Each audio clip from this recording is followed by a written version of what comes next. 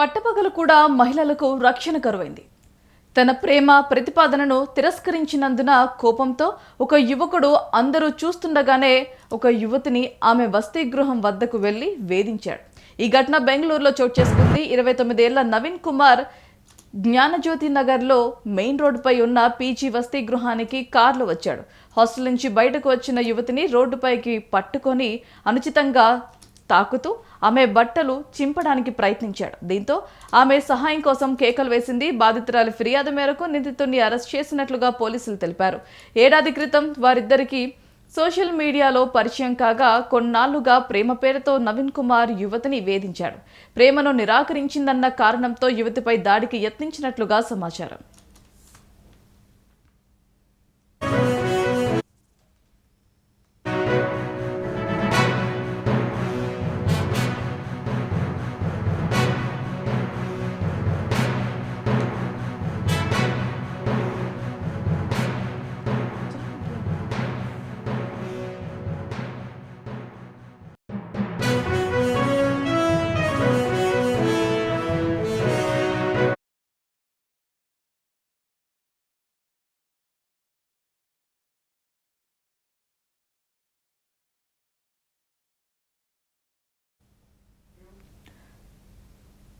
పట్టపగలు కూడా మహిళలకు రక్షణ కరువైంది. తన ప్రేమ ప్రతిపాదనను తిరస్కరించిందన్న కోపంతో ఒక యువకుడు అందరూ చూస్తుండగానే ఒక యువతిని ఆమె వసతి గృహం వద్దకు వెళ్లి వేధించాడు. ఈ ఘటన బెంగళూరులో చోటు చేసుకుంది.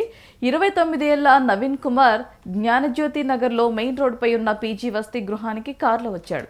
హాస్టల్ నుంచి బయటకు వచ్చిన యువతిని రోడ్డుపై పట్టుకొని అనుచితంగా తాకుతూ ఆమె బట్టలు చింపడానికి ప్రయత్నం చేశాడు. దీంతో ఆమె సహాయం కోసం కేకలు వేసింది. బాధితురాలి ఫిర్యాదు మేరకు నిందితుడిని అరెస్ట్ చేసినట్లుగా పోలీసులు తెలిపారు. ఏడాది క్రితం వారిద్దరికీ సోషల్ మీడియాలో పరిచయం కాగా కొన్నాళ్లుగా ప్రేమ పేరుతో నవీన్ కుమార్ యువతిని వేధించాడు.